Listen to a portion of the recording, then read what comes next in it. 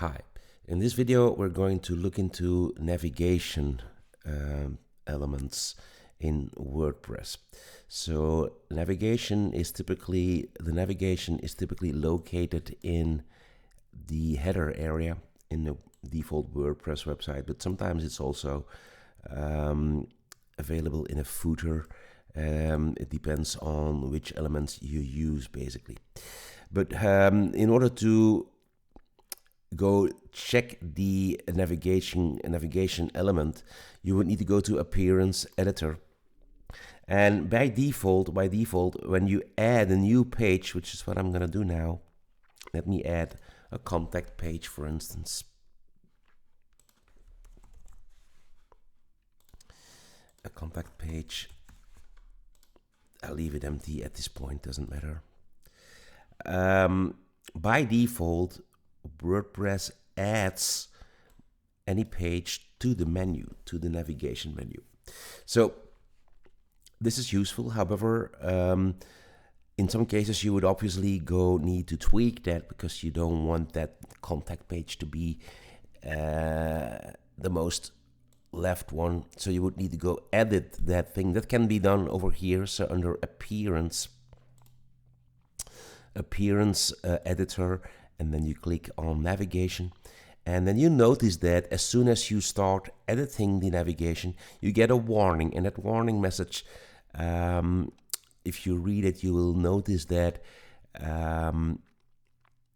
new pages will no longer automatically be added to the menu, which is good to know, because as soon as we start playing around with the menu, we are basically we have to take care of it ourselves. So it's no longer going to automatically add new pages, obviously.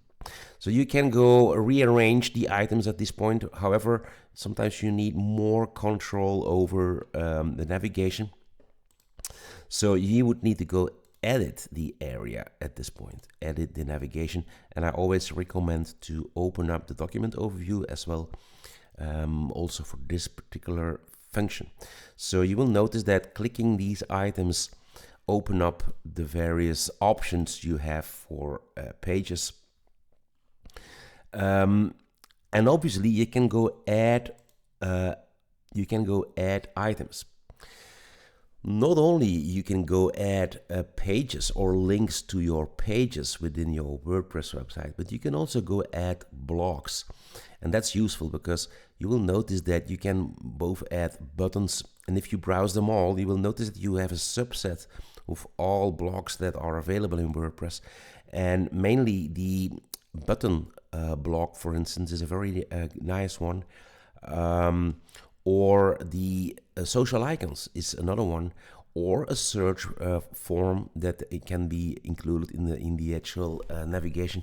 All these things, your site logo obviously as well. I think by default your site title is included, a login facility, and so on.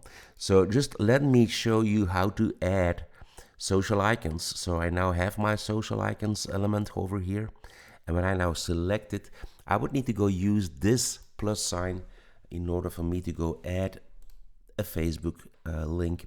You would need to go re-click it, however. It's a little counterintuitive, but it works. So this is one thing. I can go easily add another one. And again, you have to click the icon in order to provide the URL. Okay.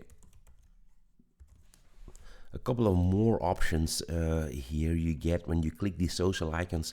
One thing that I would typically do in this case, open up the links in a new tab, obviously, because otherwise you lose your visitors. And then under the styling, if you show the text, that could be useful as well. It's more obvious than in a way for those who do not know those icons. Most of course do. There are some other setups you can have. The default one, I guess, is the most common one. So clicking save at this point, you will notice that you now have a social icon area in your header. allowing you to go redirect your visitors to your social media. So this is one thing that you can do with those, and there are other elements, other blocks that you can go add to your navigation. So be aware that this is something you will go use a lot, because the navigation part of your website is probably one of the most important parts for your visitors to make your website accessible, and that's what this navigation part is all about, obviously.